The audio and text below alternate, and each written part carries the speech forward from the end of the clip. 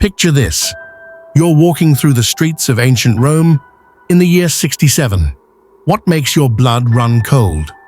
The emperor himself, Nero, is strolling through the forum with what appears to be his new wife, a stunning young woman, draped in silks and jewels. But whispers follow in their wake, because everyone knows the horrifying truth.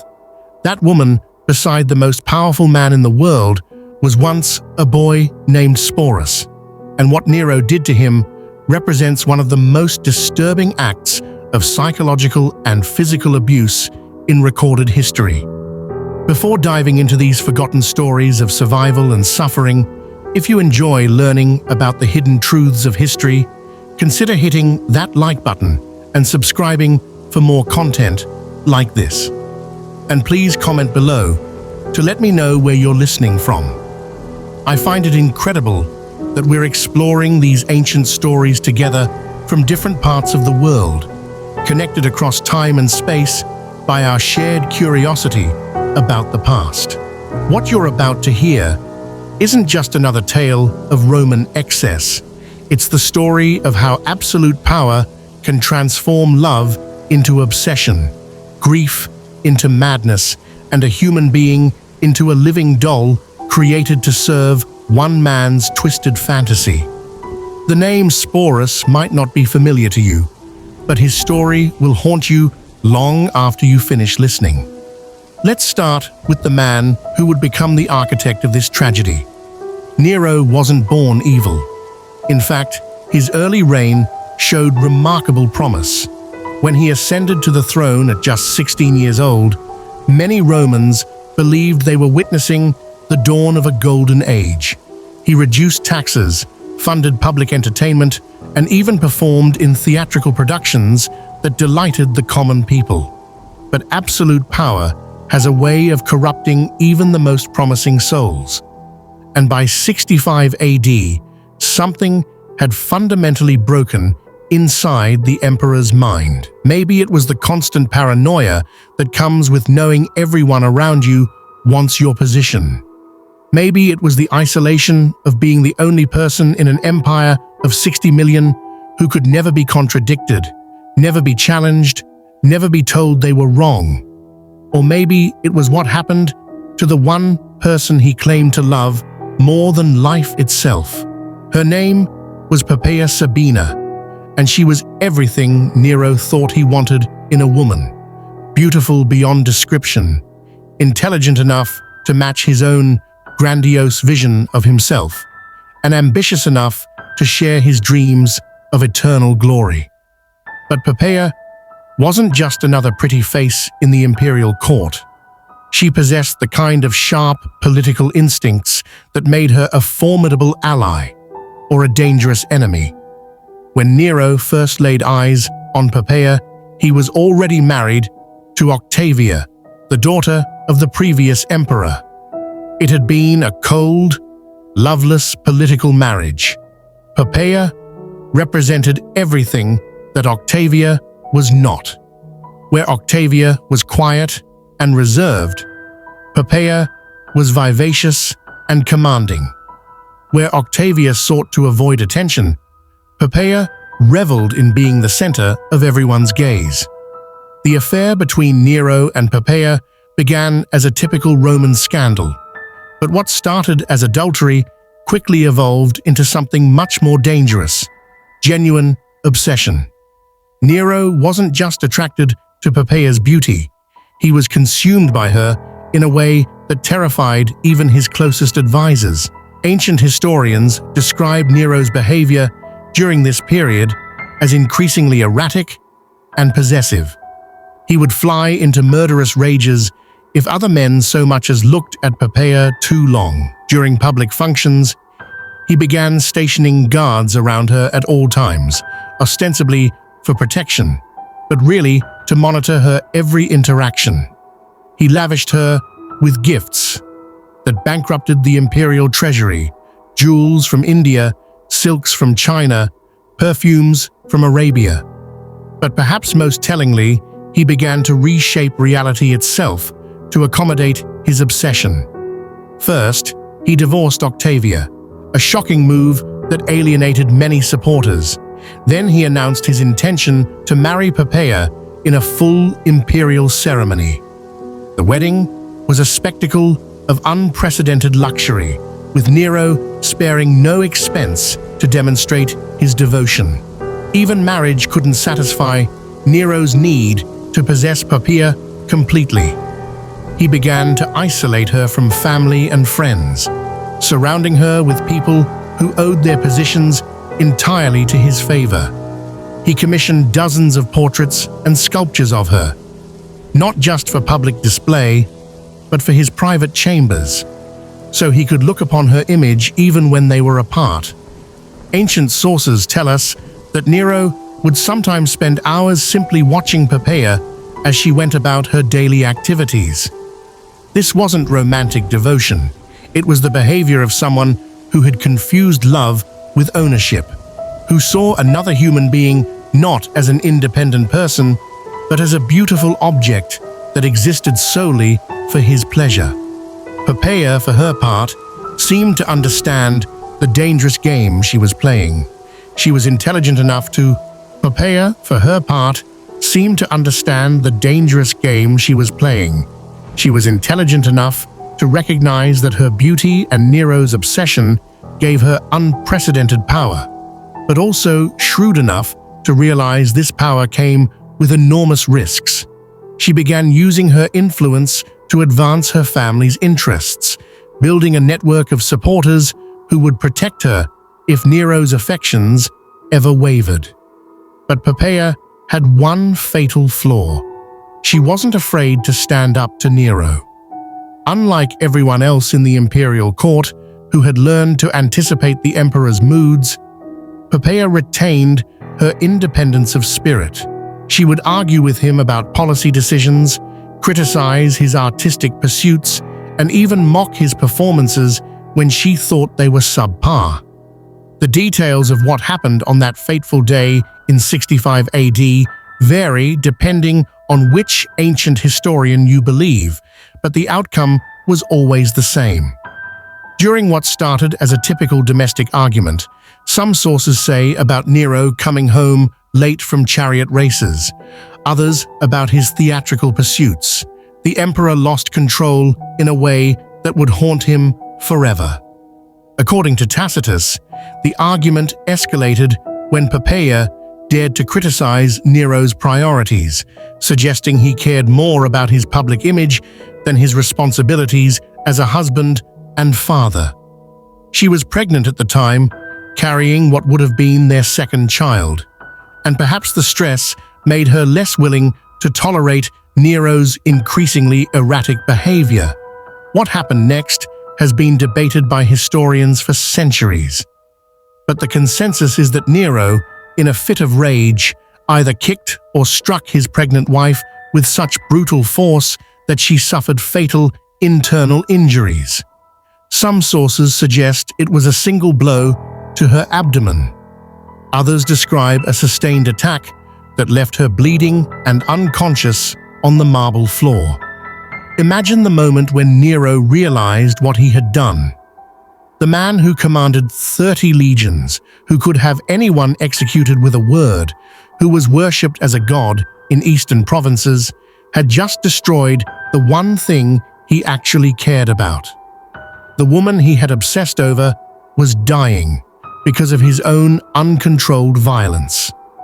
Ancient sources describe the scene that followed as one of the most pathetic in imperial history. Nero reportedly threw himself on Poppaea's body, alternately begging her forgiveness and commanding her to live, as if his imperial authority extended even over death itself.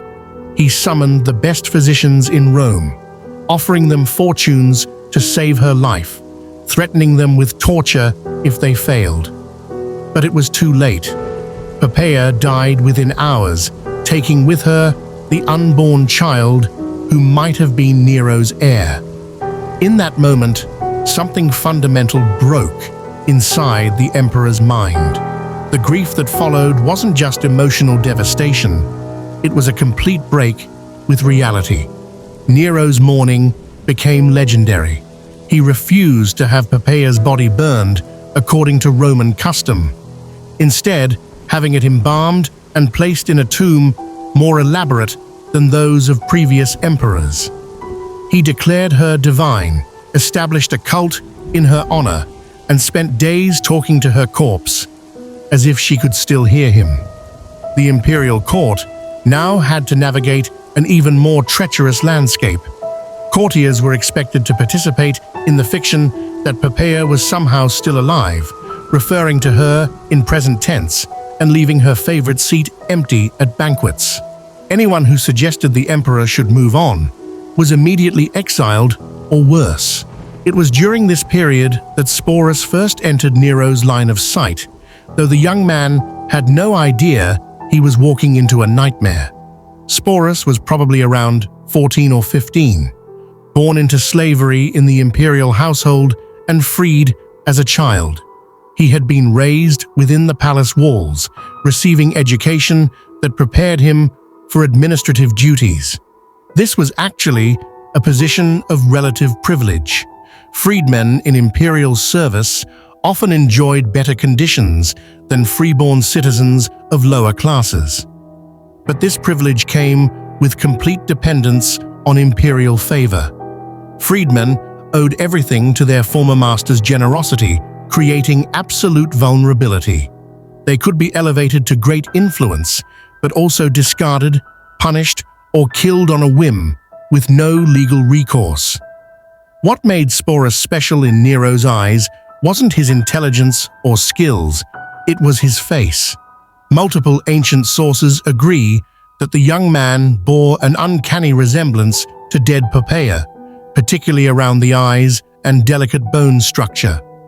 In a world where Romans believed physical resemblance indicated deeper spiritual connection, this similarity would have seemed almost supernatural. The first time Nero saw Sporus after Poppaea's death, something clicked in the emperor's broken mind.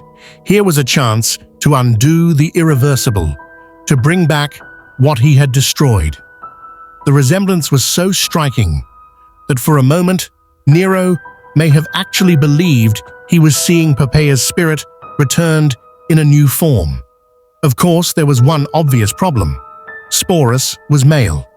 But for a man who had convinced himself he was a god, who had spent months talking to a corpse, changing someone's gender seemed like a minor obstacle. What happened next represents one of the most calculated acts of cruelty in human history. Nero didn't just decide to force Sporus to dress as a woman. He decided to make the transformation permanent. The emperor summoned the best physicians in Rome and ordered them to perform surgery on the young man purely to make him appear more feminine. This wasn't just mutilation, it was systematic destruction of Sporus's identity as a human being. The procedure was dangerous, painful, and irreversible, often resulting in death from infection or blood loss. But even if Sporus survived, he would be forever changed. Physically, emotionally, and socially, he would never father children, never experience normal relationships, never even be considered fully male by Roman society. The surgery took place in the imperial palace, in quarters specifically prepared for the purpose. Ancient surgical procedures were primitive, relying on basic instruments and crude anesthetics. The process would have been excruciating, lasting hours, with significant risk of death. Sporus would have been held down by guards while physicians approached with their instruments, knowing his screams would fall on deaf ears.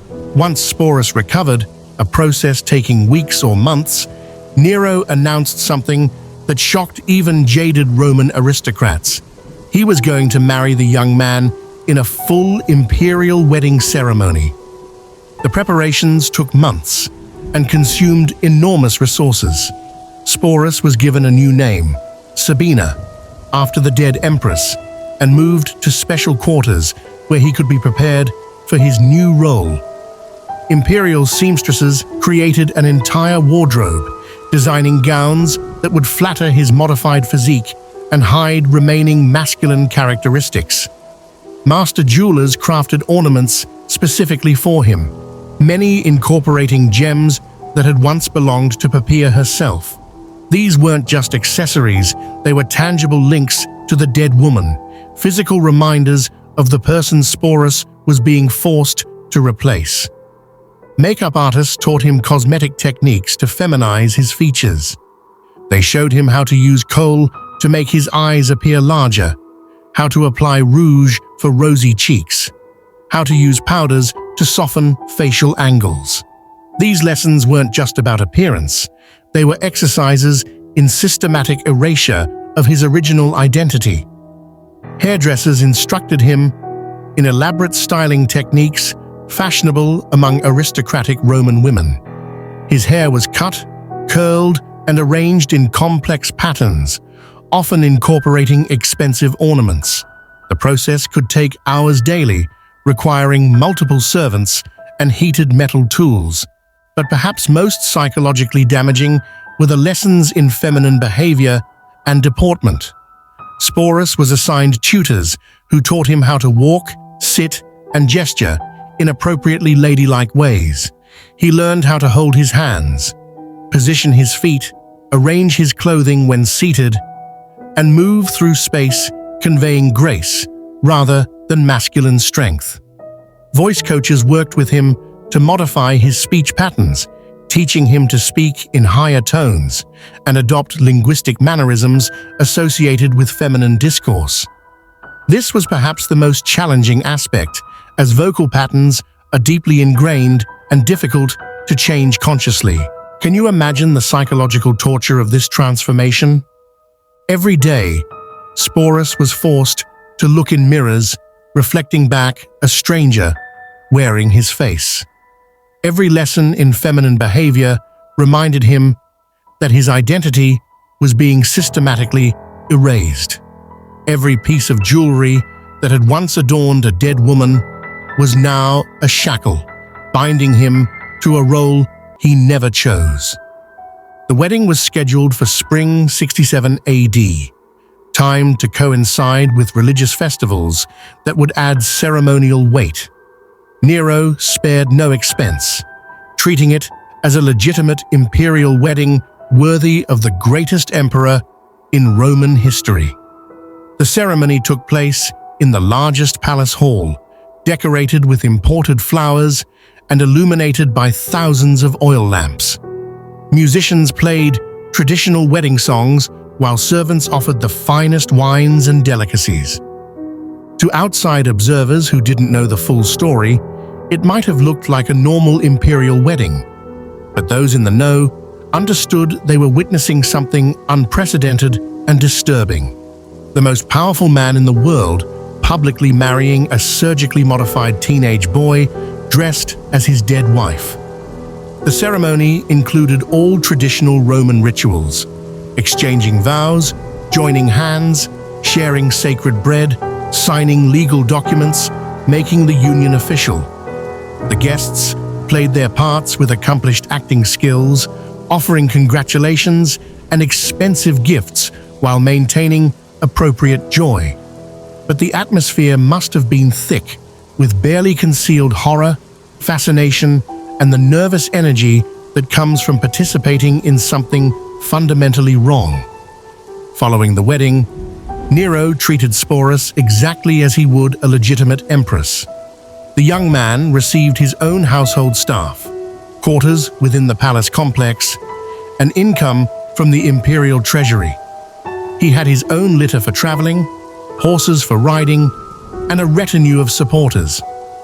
But all this apparent luxury came with a terrible price: complete erasure of his original identity and constant performance of a psychologically devastating role. Sporus was expected to accompany Nero to public functions, sit beside him at state dinners, and play the devoted wife in all interactions. This wasn't just about appearances. Nero genuinely seemed to believe he had successfully resurrected Poppaea. He would call Sporus by his dead wife's name, reminisce about shared memories that had never happened, and expect responses, maintaining the elaborate fiction. For Sporus, every day became a high-stakes performance where the slightest mistake could mean death. He had to remember not just how to look and act like a woman, but how to respond as if he were Poppaea herself. When Nero mentioned events from his previous marriage, Sporus had to react as if he remembered them personally. Ancient sources describe Sporus as becoming increasingly skilled at this deception, developing an almost supernatural ability to anticipate Nero's moods and respond appropriately. But they also note he grew more withdrawn and melancholic as time passed. Though he continued playing his assigned role perfectly in public, the psychological strain is almost impossible to imagine. Every morning, Sporus woke in rooms decorated to remind him of a dead woman he'd never met. Every mirror reflection bore no resemblance to his original appearance. Every conversation required pretending to be someone else, having memories and experiences that weren't his own. For over 2 years, Sporus lived this bizarre existence. But his ordeal reached new heights when Nero decided to tour Greece. The emperor fancied himself an artist and was eager to compete in Greek festivals where he believed his talents would be properly appreciated. Naturally, Sporus accompanied him, displayed to foreign dignitaries as the Empress of Rome. Imagine Greek aristocrats trying to make sense of their conqueror traveling with a teenage boy dressed as a woman, demanding everyone treat this obvious fiction as reality. But by 68 AD, Nero's excesses had finally pushed the Roman establishment too far. Rebellions broke out across the empire, led by governors tired of the emperor's erratic behavior and neglect of governance. The Praetorian Guard declared opposition to Nero's continued rule, and the Senate condemned him as an enemy of the state. When Nero finally fled Rome with a small group of supporters, Sporus was among them. Even facing death, the emperor couldn't leave behind his living reminder of Poppaea. They holed up in a villa outside Rome, waiting for either rescue or capture, while Nero alternated between grandiose escape plans and theatrical preparations for suicide. When word came that enemies were closing in, Nero finally chose death over capture, but his suicide left Sporus incredibly vulnerable. As one of the most visible symbols of Nero's reign, he was both a valuable prize and a dangerous liability for whoever claimed power next. What followed was perhaps even more tragic. Sporus became a political pawn, passed from one powerful man to another like valuable property, first claimed by Nymphidius Sabinus, then by Otho, then by Vitellius. Each treated him much as Nero had, keeping him dressed as a woman and calling him by Poppaea's name. It was under Vitellius that Sporus's nightmare reached its ultimate conclusion. The new emperor decided to use him for public entertainment in the Colosseum, specifically in a reenactment of mythological scenes involving violence and humiliation.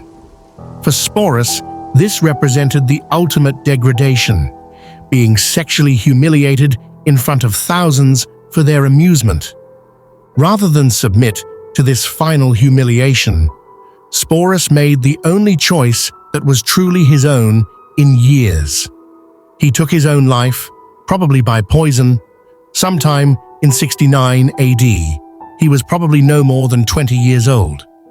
In death, Sporus finally escaped the grotesque theater that had consumed his life. His story became a cautionary tale about the dangers of absolute power and the human cost of imperial excess.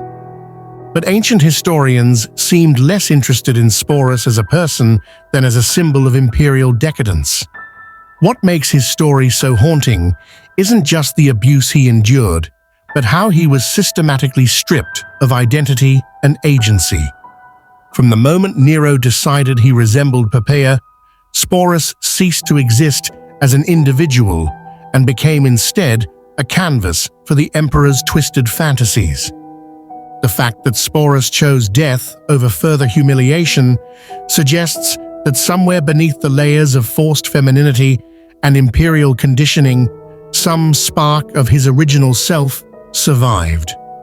His suicide was both tragedy and final act of defiance, a refusal to be degraded further, even at the cost of his life.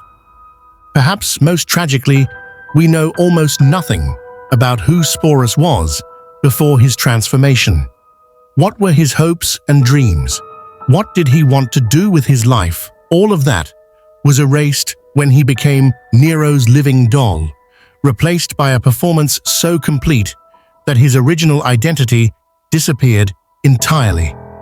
The boy who was forced to become an empress, who endured years of psychological and physical abuse, who finally chose death over further degradation. His story deserves to be remembered, not just as a curiosity from ancient Rome, but as a testament to both human cruelty and human resilience. In choosing his own death, Sporus reclaimed the one thing denied him throughout his adult life: the power to make his own choice about his fate. His story reminds us that behind every historical narrative of imperial grandeur, there are individual human stories of suffering and survival that deserve our attention and our compassion, even across the vast gulf of 2,000 years.